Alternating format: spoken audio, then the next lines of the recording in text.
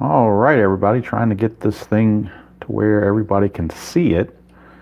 I may have to elevate this just a touch. Let's see if I can get this thing to work the way I want to without making everybody dizzy. All right, I think that's going to do it, hopefully. All right, 1975 World Series.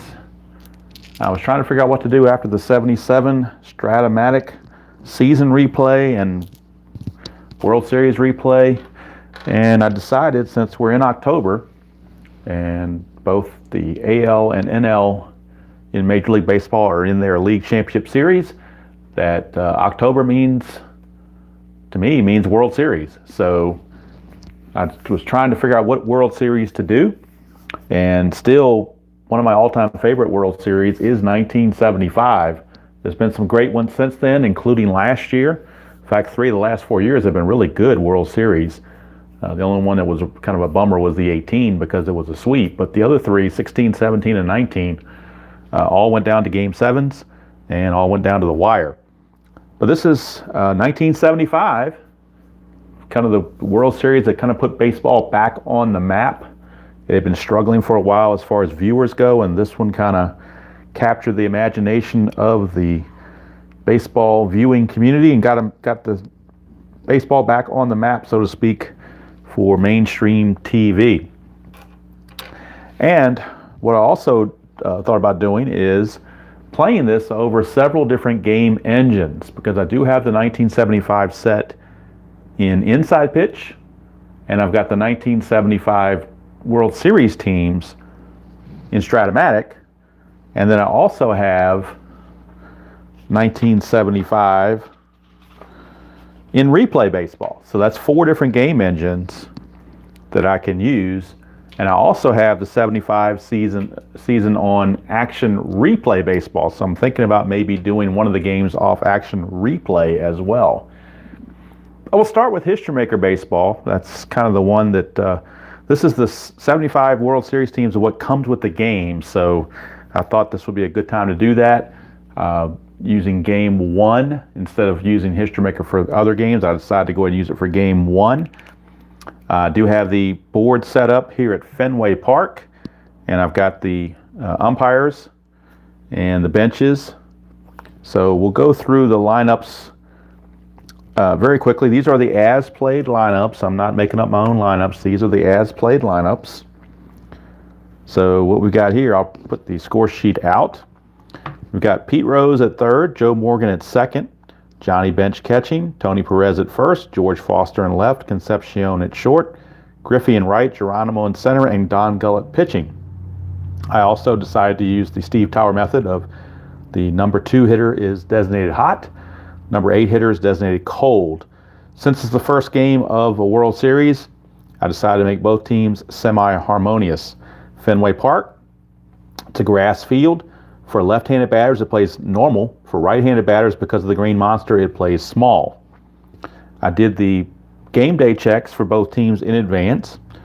Since both teams were semi-harmonious, they both rolled off the sunshine or the sunny chart.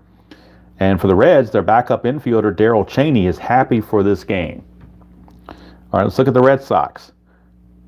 And let's see, can you see the Red Sox? I guess you can. All right. I'll bring it up here a little higher. For the Red Sox, Evans is in right, Doyle in second, Yastrzemski at left, Fisk catching, Lynn in center, Petracelli at third, Burleson at short, Cooper at first, and Tiant pitching. I had thoughts of bringing Jim Rice out and doing a what-if for Jim Rice, but I decided to do it as played, so we'll keep that the way it is.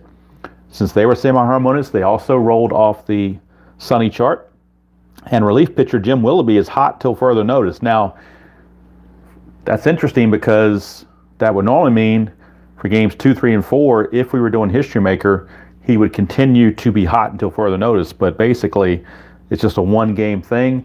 Now, if we come back to History Maker Baseball, he would continue to also be hot, but for that game, whatever number game that would happen to be. So Jim Willoughby, designated hot pitcher, based on the roles for pregame. All right, umpires. These are the umpires as played, or as they were in real life. Art France is going to be out there at home plate. Nick Colosi is at first base. Larry Barnett is at second, and Dick Stello is at third. Now, of course, they have right field and left field umpires for the World Series, but History Maker does not allow for that. When you do umpire checks, it's only for the 3 bases, or 4 bases. So we'll, not worry about that. All right, now, this is the first time I'm trying History Maker Baseball with this kind of setup, this overhead setup that I've been using for Stratomatic for so long and for Inside Pitch. So still working out the kinks to try to figure out the best way to show everything. I want to make sure I get the dice tray in there, obviously. I think what I'm going to do is I'm going to move this with the umpires to the side and bring them in if necessary to free up a little bit more room to be able to show the dice rolls, etc. So I'm thinking, no, that's not going to work. I'm not going to have enough room there. So I'm going to try this way. We're going to see. And you know what? I might actually do, since the dice are so small in History Maker Baseball, I may break down, just roll by hand. I'm thinking maybe that's the better way to go. Or let me try this. I could do it. I'm learning with you as I'm doing History Maker Baseball. I think I can do it sideways like this, and that way it still shows the board and shows the dice roll. I believe it shows the dice roll. Looks like it does. And I've got the score sheet right here, and that's showing up as well. So hopefully everything is in view. Now, of course, the playbook, the 5.0 playbook, I'm going to read. I'm going to have this just sitting underneath the stadium board there. So that will be off camera, and I'll just read the results as things happen. And of course, if we get a umpire check, I'll just bring this board back out and reference that on the particular umpire checks. All right, I think everything is about the way I need it. Like I said, this is the first for me trying this particular setup, so I'm hoping everything is showing up where you can see it. I think it is, from the best I can tell on my overhead view from looking down through my camera. I believe everything is showing up okay. So we're going to go ahead and go forward. Louis Tiant finishing up his warm-up tosses for Boston. And Louis Tiant is semi-flash with control.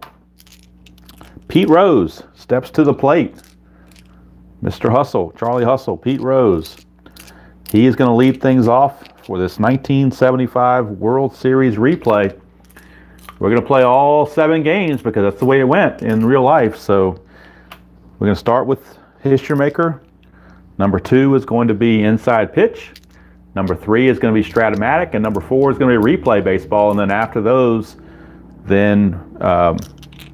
we'll see how it goes. I mean, we won't play all 7, obviously, if one team wins or wins 4 games in less time than that. But we certainly have the lineups ready for anything up to 7 games. All right, so here we go. Louis Tiant facing Pete Rose. We have a 3-5-5. I think I can sit down now. Can you see 3-5-5? I think you can. Hopefully you can. 3-5-5 on the board. Ask, is the pitcher struggler or gilded, which he is not. Is the batter a champion? Pete Rose is a hero, but not a champion. So therefore, he's going to ground to second. He's not a whiffer, so there is no strikeout, but it will be a 4-3 ground out. And Pete Rose is gone. And now up is Joe Morgan. And of course, Joe Morgan just passed away today, or maybe it was yesterday. I heard about it today. Today being Monday, the 12th. So I don't know if he passed away on Sunday or Monday. I just got the feed on Facebook today, so I'm assuming it was either today, earlier today, or late last night. All right, so Joe Morgan, Little Joe, up against Tiant. 1-1-4 is the pitcher fresh. Yes, he is. The ground ball to short. 2 down. And I'm not going over the rules of History Maker Baseball. I'm going to go with the assumption that everyone knows how to play this game. And if you have not, or don't know, or haven't seen it, there are multiple instruction videos on this. Myself plus other people have done them. Al Wilson, Steve Tower, amongst a couple. There's more than that, but that's the 2 I can think of off the top of my head. But if you need those, you can go back and reference those. All right, here's Johnny Bench. 1, 2, 3, Flash and Fresh. And he's got semi-flash. The side die gives him the flash, so that will be a strikeout of Johnny Bench. And the Reds go down in order 1, 2, 3 here in the top of the first. Don't know how the lighting is either because it's very dreary outside. Not getting a whole lot of light from the outside. I've got this lamp on, but I don't want too much light because that can cause glares. So I'm hoping that the camera will pick it up with decent light. All right, so Don Gullett out for the Reds. He is a semi-ace, semi-flash with semi-control as Sparky turns to his left-hander. And it'll be Dwight Evans leading things off here in the bottom of the first for the Red Sox. Of course, this game they did not have the DH, so Louis Tion's going to have to hit even though he hasn't hit all year, and his card reflects how bad of a hitter he is. So, but Gullett's not that much better. So here we go. Dwight Evans leads it off. 245. 245. Is Dwight Evans a hero? He's a semi-hero. The decider die is blank, so he's not going to be a hero. Steady will pop it up to second. One away, and that's in red, so we're going to the experience chart. And both pitcher Gullett and batter Denny Doyle are semi-icons. So that's a 2-dice roll on the experience chart, and we'll see what happens. They're both going to be neutral. 4-4. Umpire calls timeout. Examine, discard the ball. When play resumes, batter takes a walk. So I seem to roll that 4-4 quite a bit on the experience chart and get lots of walks that way. Just the way it works out. I don't know what it is, but I'm probably the only one it happens to, but that just adds to the walk totals. All right, so that'll put Doyle at first and bring up Carl Yastrzemski. He's played first base a lot of the year in 75, but since Jim Rice got hurt, he had to move to left field. And let's see how he can handle that here against Gullett. Lefty on lefty. 1-1-4. Is he fresh? Yes, ground out to short. And with a lead die of 1, that's a double play. 6-4-3. And the inning is over. So 1 inning's in the books. And we come away with no score. And top of the second, it'll be Tony Perez. I'll go a little bit faster now, hopefully. Tony Perez. 1-5-6. Is he a whiffer? Tony Perez is a semi-whiffer, but the sire die is a no, so it's outfield drama. First outfield drama. And for the outfield for the Red Sox, Evans is gold, and Yastrzemski and Lynn are neutral.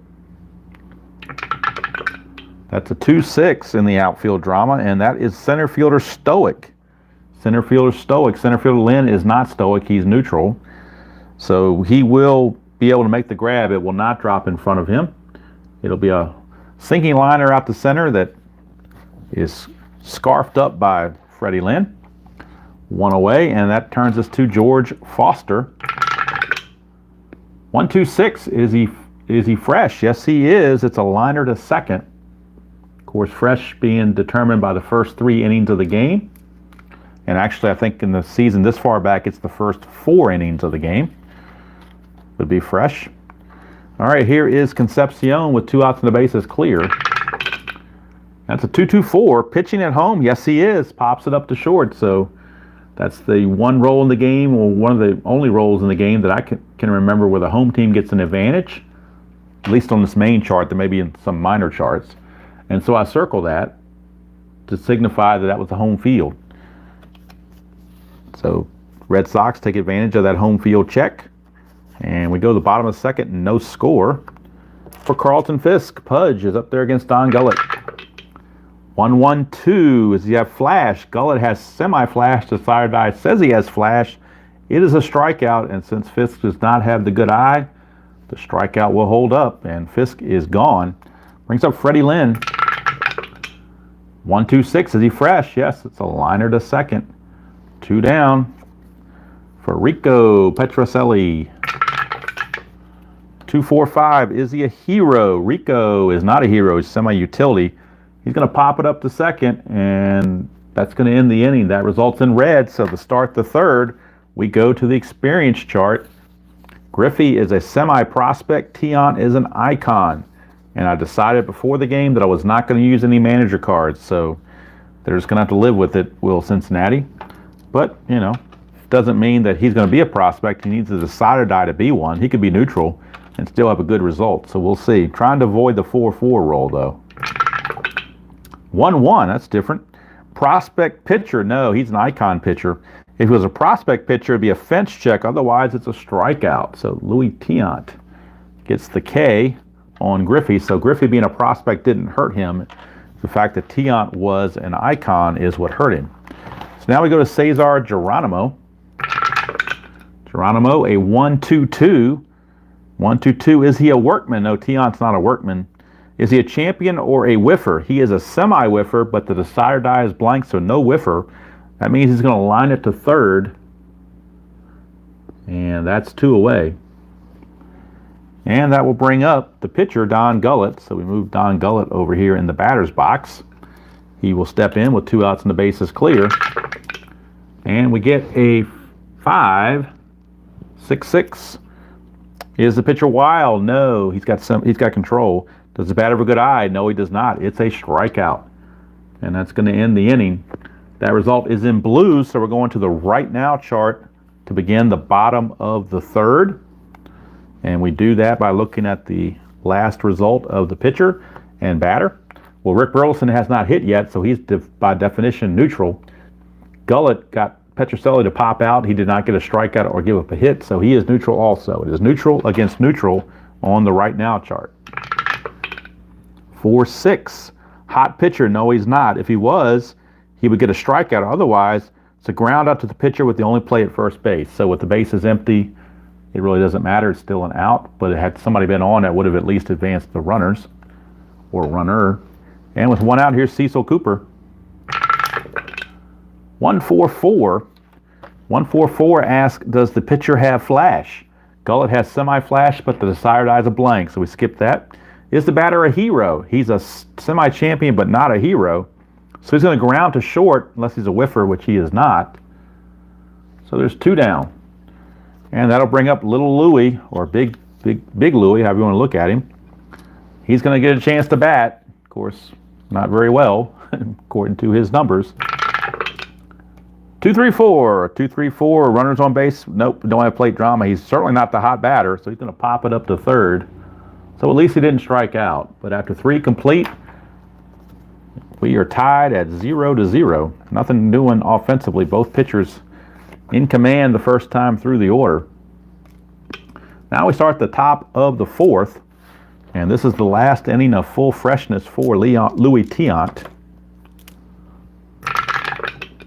And we get this thing going sideways. I can't see over this right-handed railing, so sometimes I got to move the dice so I can see them. 1-4-4, same roll we just had, flash. He's got semi-flash. This time it gives it to him. So it is going to be a strikeout unless Rose has the good eye. He's got a semi-good eye. We got to re-roll the decider die to see if he has a good eye or not. And he does not, so he will strike out. So Pete Rose with the whiff.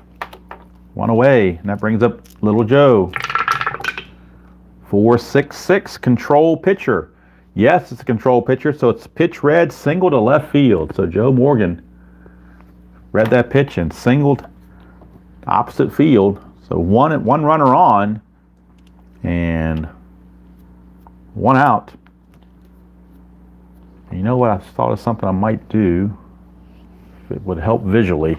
It might help visually. I haven't just, well, we'll try. I always like to experiment, so let's see if I can get this to work. I don't know if I can. I'm going to borrow, at least attempt to borrow, some accoutrements from Payoff Pitch. That being little base runners. Don't put a runner at first. When they're runners at first, I'll put a runner at first. And also follow along whatever the base running situation is. So I don't know if that's going to help at all, but I figured worst case scenario, it's no effect. So we got the runner at first. 1 out for Johnny Bench.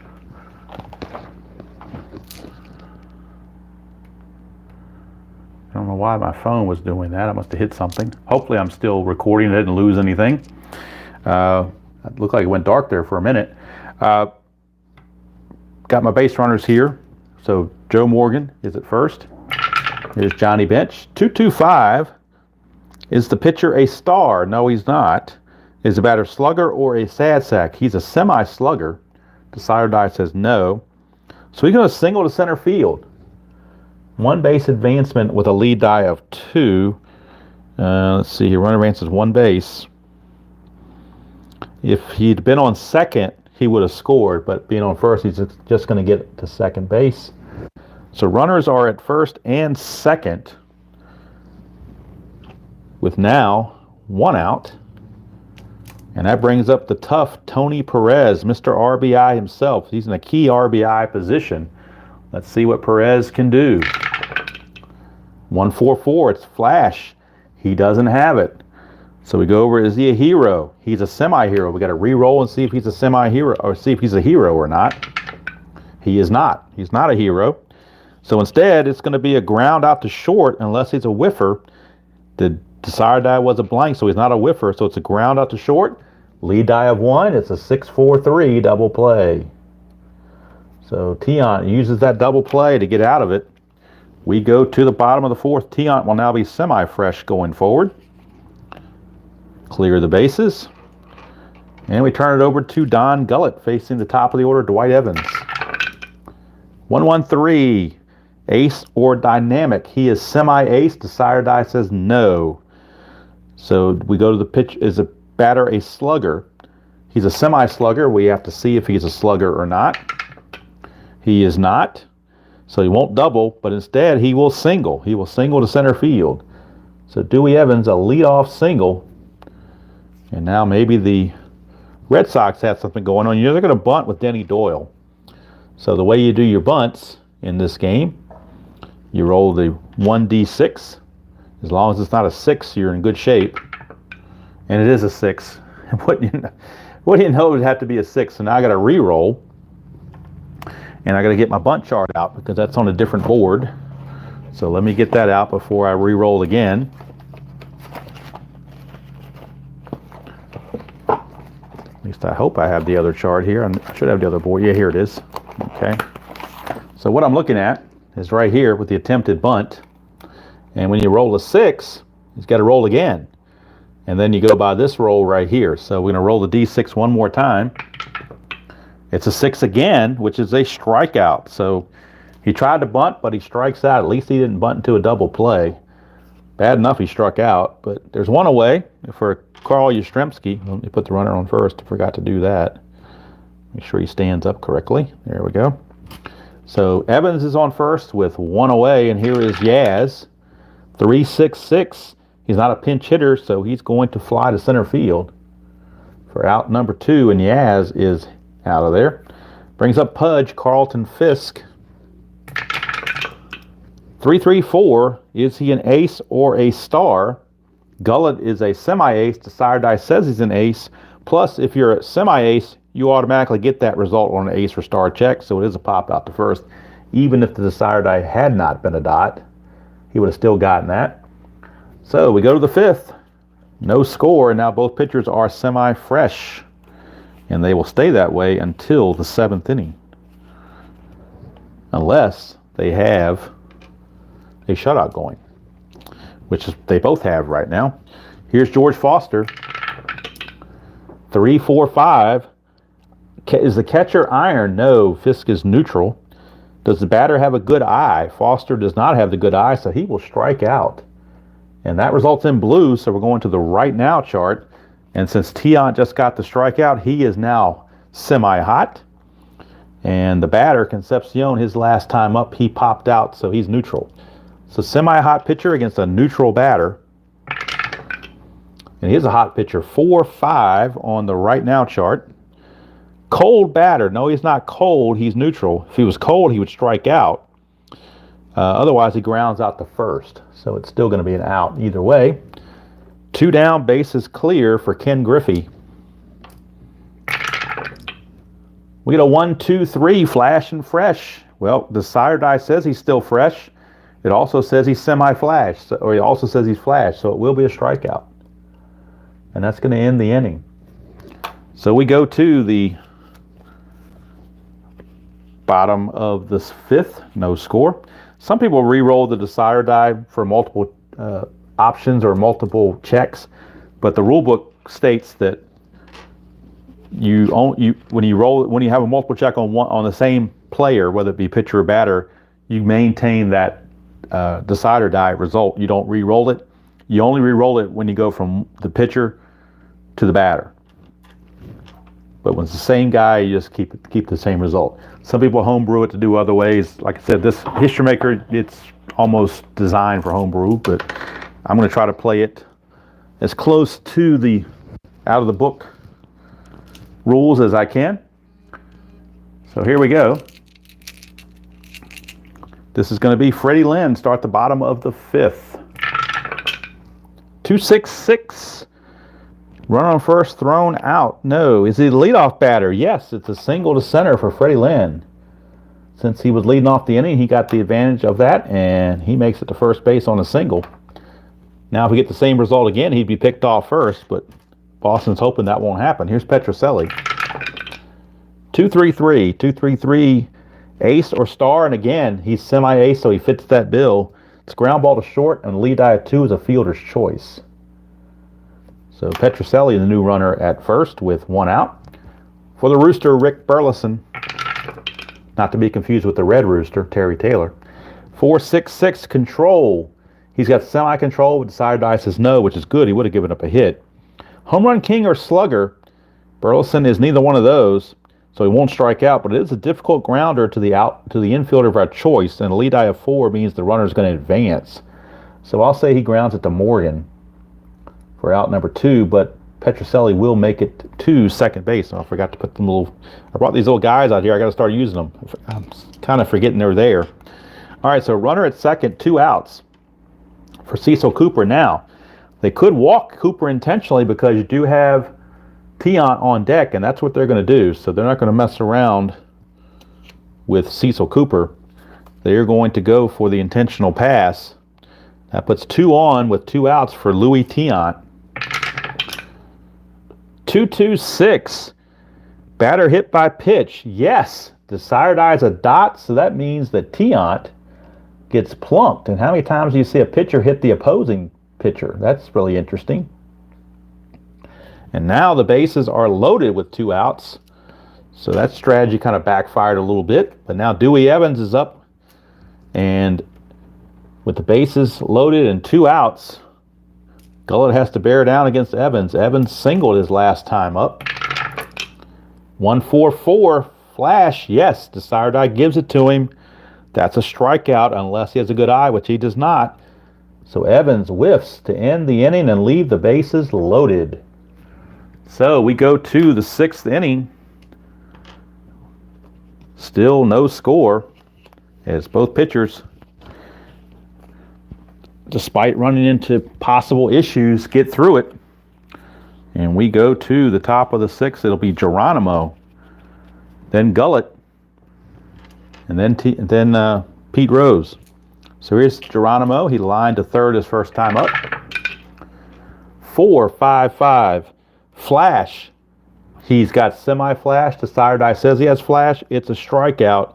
Geronimo does not have the good eye, so the strikeout will stand. 1 away, and that's going to bring up Don Gullett. 2-5-6. Is he a struggler? No, Tiant's not a struggler. Champion or patient? Not hardly for Gullett. So we got infield drama.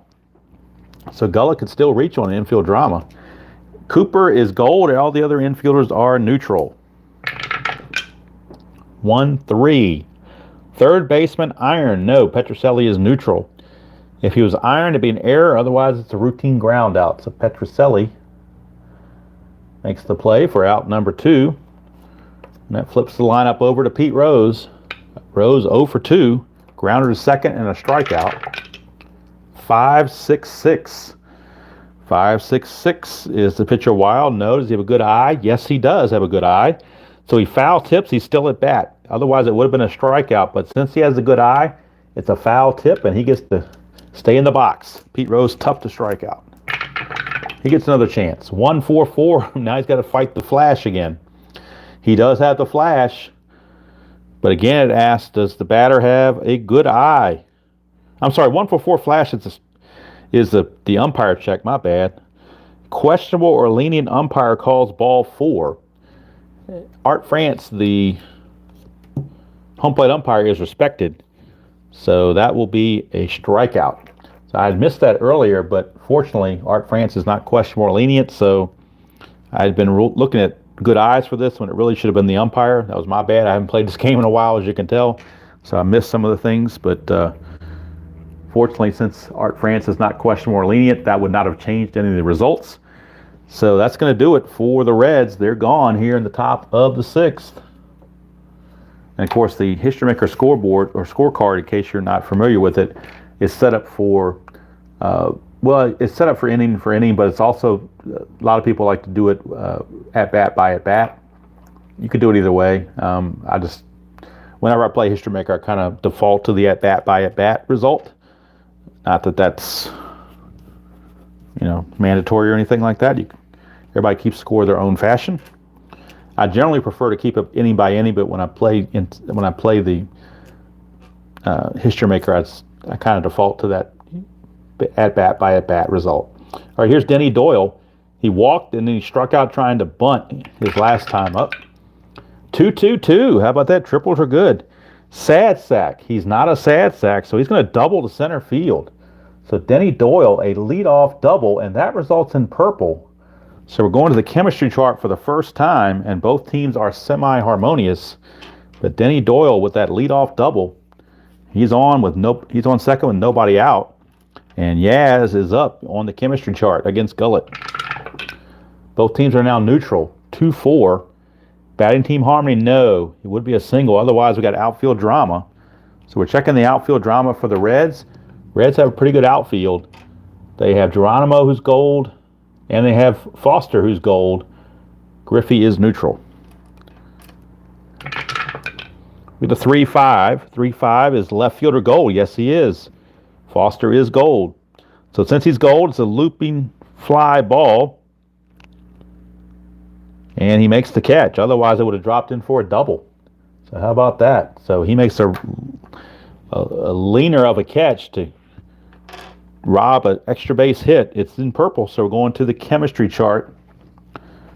So Yaz robbed of a potential extra base hit. Would have been the first run of the game, but not to be. And now Fisk is up on the chemistry chart. Now both teams are harmonious. 1-2. Batting team distance. No, they're not. If you were distant, it'd be a strikeout. Otherwise, we got a fence check for Fisk, and he's a slugger. So we're going to the fence check as a slugger. And on the fence check as a slugger, 5 and 6 is home run, 3 and 4 is triple, 1 or 2 is a double. So the worst he can do is a double, but he could get a home run on a 5 or a 6. It's a 2, so he got the worst result, which is still going to be an RBI double for Carlton Fisk. And the Red Sox are on the board 1-0 over the Reds here in the bottom of the 6th. Took them that long to get there. Fisk doubles off the chemistry chart. And now with 1 out, brings up Freddie Lynn. 5-5-6. Is he an ace? Yes, he's a semi-ace. The side gives it to him. So that's a line out to third. Had he not been the ace, that would have been another double. But he was able to stop that with the ace result. So 2 down, and that brings up Rico Petracelli. 1-1-4. Is he fresh? Yes, the sire dice says he's fresh. So the 1-1-4 is a ground out to short to end the inning. Red Sox do get that first run. It's a big one. Could hold up. You never know. We've finished 6 complete. And it is Boston 1 and Cincinnati nothing. Tiant, his last inning of semi-freshness, unless he keeps a shutout. If he keeps a shutout, he keeps his semi-freshness. Joe Morgan to lead it off. 3-4-5. Iron catcher, no. Does he have a good eye? No, he does not. He will strike out. 1 away, and that's in blue, so we're going to the right now chart. And since we're in the 7th inning, you don't need the decider die. Tiant will be hot regardless. Bench got a single his last time up. He's also hot. So we got a hot batter against a hot pitcher here on the right now chart. 5-6. Hot pitcher. Shows best stuff, retires side, alternating ground outs and fly outs. So how about that? So bench, we'll say he grounds to short for out number 2, and then Perez is going to fly out to left to end the inning. So Tiant, with being a hot pitcher, got 2 straight outs there to retire the side, and we go to the 7th inning stretch. 1-0, favor of the Red Sox. Don Gullett still in there. He's still semi-fresh for this inning. They do have Pedro Bourron in the bullpen loosening in case he's needed. Here's Burleson. It's going to be Burleson, Cooper, and Tiant. 1, 2, 3, flash and fresh. Yes, on both accounts. The desired eye gives him the flash, and it gives him the freshness. So it is a strikeout. Gullett is gone, and here's Cecil Cooper. 1, 4, 5. Struggler, no. It's a ground out to first for out number 2, and now they're going to go ahead and let Tiant bat. Why would you take him out? He's pitching a shutout. You're not going to take him out. So Tiant will get a chance to bat again. He is popped to third and was actually hit by a pitch. 2, 3, 6 is double control, and Gullett doesn't have it, so he's going to walk Tiant. So how about that? Tiant's going to reach 2 out of 3 times. He is going to reach base. 1 on hit by pitch and 1 on a walk. Oh, check that. 2, 3, 6 is not an automatic walk when the pitcher is batting. See, I got to remember these things. This hardly ever happens when a pitcher is batting. Is the pitcher batting? Yes, it's a strikeout. So my bad. 2, 3, 6 is almost, I'm just so used to it being an automatic walk, but when the pitcher bats, it's a strikeout. So Gullett did that to the right person. He got the 2, 3, 6 against the right person and got that strikeout. So now we go to the 8th. It's still 1-0. And that will send up George Foster. 1, 5, 6. Is he a whiffer? He's a semi-whiffer, but the desired die is a no. So therefore we have outfield drama. And again, for the Red Sox, we have Evans, who's gold. The other 2 are neutral. We get a 4, 5 on the outfield drama. Center fielder gold, no. And I thought, in my mind, Lynn's a gold outfielder, but he's not rated that way. That's a whole nother discussion. 4, 5, center fielder gold, no. If he was, he'd have a line out. Otherwise, it's going to drop in for a base hit. So Foster reaches, and the result is in red. So we're going to the experience chart for the Concepcion versus Tiant at bat. Tiant's an icon, and Concepcion is a semi-icon. Now, they're both icons. 1, 3, prospect pitcher, no. If it was, it'd be a single. Otherwise, it's a ground out to third. And with the lead die of 1, that's a double play. So 5, 4, 3, double play around the horn for 2 quick outs. And Tiant getting it done. Brings up Griffey with 2 down. The base is clear. 5, 5, 6. Is he an ace? No. Is he a sad sack? No. It's going to be a double. Double for Ken Griffey. Now Tiant could be in a little bit of trouble. It's a 2-out double for Griffey. It's going to bring up Geronimo. Now, you're not going to intentionally walk Geronimo because they'll pinch hit for Gullett for sure. They've already got Dan Dreesen loosening the on-deck circle. So you're going to figure out who you want to pitch to. Do you want to pitch to Geronimo or Dreesen? And by their stats, you want to face Geronimo. So Geronimo is up with 2 outs and a runner at second. Here in the top of the 8th, 1-0 Sox. 4, 4, 5. Workman, no. Tiant's not a workman. Is the batter patient? Geronimo's not patient. He's going to ground to first, and the inning is over. So how about that? Tiant pitches around that 2-out double. We go to the bottom of the 8th. Top of the order for the Red Sox, Evans, Doyle, and Yaz. And Gullett is no longer semi-fresh. So they could think about using a relief pitcher. They did have Bourbon working all this time. They also have left-hander Will McEnany because 2 of the next batters are left-handed. But let's see how they want to play this. If you bring in McEnany, You know what? They're going to let Gullett pitch to Evans. So Gullett is going to pitch to Evans. We get a 1-1-3 ace or dynamic. Desire die, let him down. He's not an ace. Is the batter a slugger? He's a semi-slugger. We got a re-roll for a slugger. And he is not a slugger. So, but he's still going to single to center field. So it's a single for Dwight Evans. And that will bring up Doyle. And now we're going to get the move to the bullpen. It will not be Bourbon. It will actually be the left-hander, Will McEnany. And McEnany is a semi-ace, but he's coming in mid-inning, so he gets that ace boost. He will now be an ace and a half, which means if he gets the decider die, he could be a double ace. So McEnany, and there's no double switch because he's going to lead off next inning, but McEnany's a short reliever, so you're not asking him to go multiple innings. They'll just pinch it for him. Gullett ends up going 7+, giving up so far the 1 run. Don't know about the rest. We'll figure that out later. Right now, Denny Doyle facing McEnany. Now, Doyle could try to bunt again, and I think that's what he's going to try to do. He messed it up last time. See if he can avoid the 6s here. It's a 3. So a 3 on the bunt chart. If we go to the bunt chart, a 3 is out at first, runners advance. So there you go. Let's see who fielded it. It was the first baseman. So it was a bunt to Tony Perez. He just tags him out unassisted. 3 unassisted. That will move Evans to second base with 1 out for Carl Yastrzemski. And now McEnany loses that ace thing. He's going to be back to his normal semi-ace. But he is fresh. That could be important as well. 3, 4, 6. 3, 5, 6 would have been a left-right check, and he would have gotten a strikeout out of that. 3, 4, 6 is blank for the pitcher. Is the batter eager? No, he's not. It's a walk.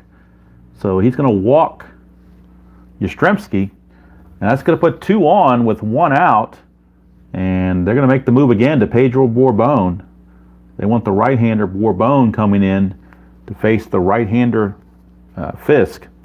So McEnany was short-lived, and Bourbon is in, and he will get the ace boost because he's coming in the middle of an inning. He's already a star with double control, but now he's an ace on top of it.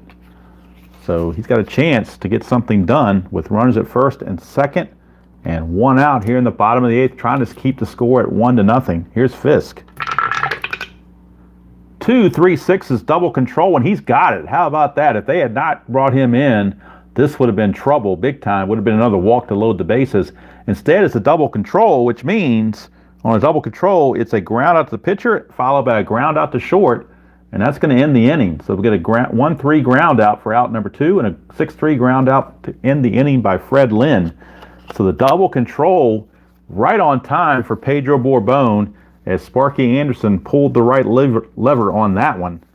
So we can close the book on Gullett. He gave up the 1 run. McEnany gave up no runs, although he did give up a walk. And then Bourbon's going to go 2/3 of an inning and give up nothing. And he will be pinch hit for by Dan Dreesen. So Dan Dreesen is going to pick up a bat, and he will hit for Bourbon. And if it does go to the 9th, they do have Clay Carroll loosening in the bullpen along with Raleigh Eastwick if they take the lead. If it's tied, it's Clay Carroll. If they take the lead, it would be Raleigh Eastwick. So let's see how they want to play this. Tiant, we got to roll and see if he's going to be semi-fresh again. He needs a dot to maintain semi-freshness, and he does. So he's still semi-fresh into the 9th, and we do have the pinch hitter, Dan Dreesen, pinch hitting here in the bottom of the 9th against Tiant. 1-0 Sox as we whoops. A pen over here. Let's fill in the bottom of the 8th there. So 1-0 Sox as we go to the 9th. Dreesen pinch hitting 1-4-5. Is Tiant a struggler? No, he's not. It's ground out to first. So Dreesen retired. And now we're back to the top of the order for Pete Rose. Rose is 0 for 3. He's grounded to second and struck out twice. And on this result, it's a 3-4-6. Is he eager? No, he's not eager, so he will walk. Pete Rose draws a 1-out walk. And that's in purple, so we're going to the experience chart. I'm sorry, to the chemistry chart for the next at bat by Joe Morgan. And now Tiant, you wonder if he's fading a little bit.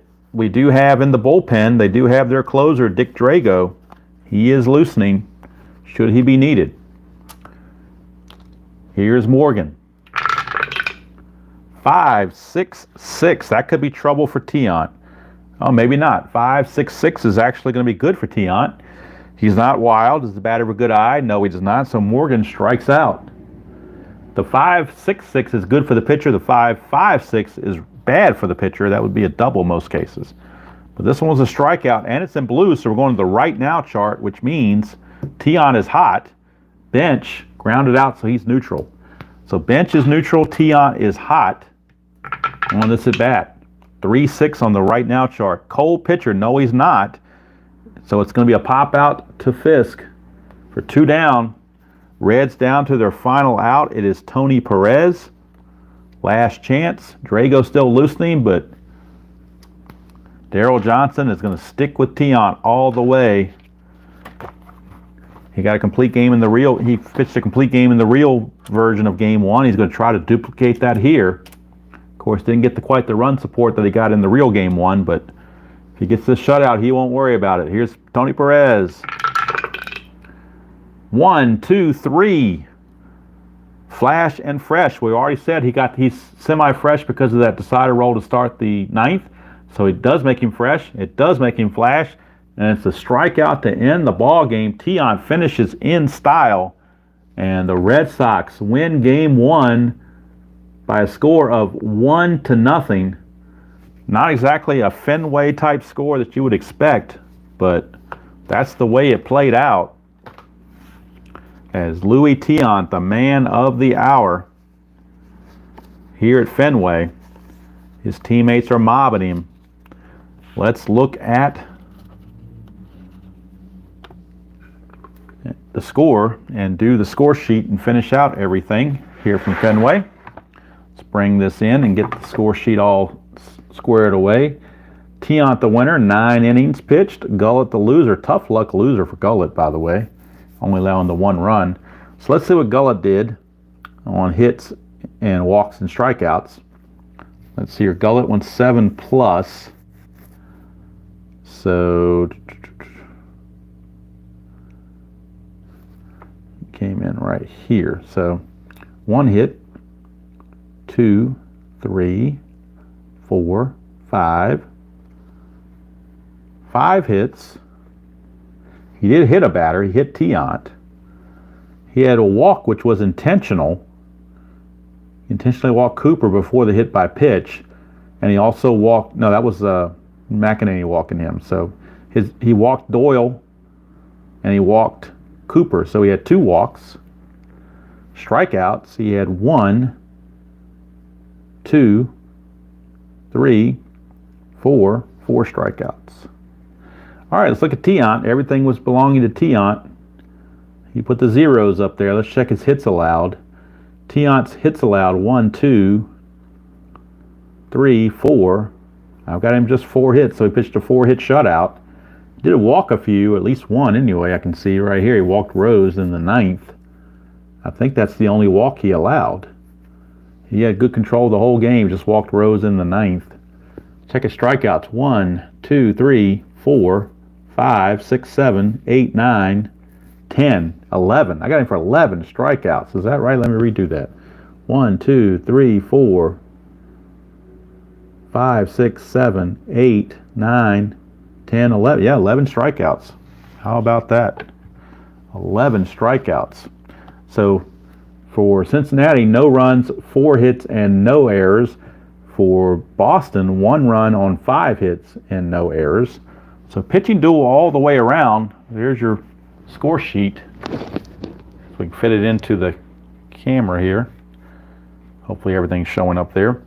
1-5-0 for Boston, 0-4-0 for Cincinnati. Louis Tiant, the man of the hour. So Game 1 is in the books, and now we literally turned the page for the next video, which is going to be inside pitch, game 2. So game 2, inside pitch. We will get the lineups and whatnot going forward. Game 3 is Stratomatic. Game 4 is replay baseball. And game 5, if I think I can pull it off, I'll do game 5 on Action PC. If I can't, we'll come right back to History Maker Baseball for game 5. We will go to Inside Pitch for game number. Actually, you know what? I'm going to do Replay Baseball for game 2. I think I like that better. So we'll do Replay Baseball in game 2, Stratomatic in game 3, Inside Pitch in game 4, History Maker in game 5, back to Replay for game 6, and Stratomatic for game 7 if necessary.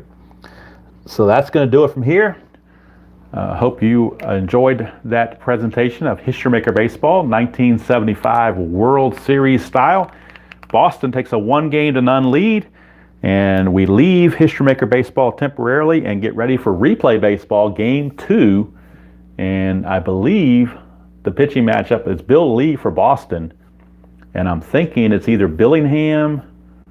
I'm trying to remember off the top of my head. I should have wrote it down. I think it's Billingham who starts for the Reds, although I could be wrong. It could be Gary Nolan, although I thought Nolan started game 3. I'm trying to go by memory. We'll figure it out. I'll get the lineups all straight and put together. But Replay Baseball will be the engine for game 2. But here in game 1 from Fenway Park, it was the Red Sox 1, Cincinnati 0. Star of the game, Louis Tiant, as he got it done. Only run of the game, an RBI double from Carlton Fisk in the 6th, driving in Denny Doyle. So 2 doubles were put together in the 6th, and that was enough to hold up, as Louis, with his father in the stands, took care of it and got it all done. So that's going to do it from here. Till next time, game 2 on Replay Baseball. We will see you all down the road.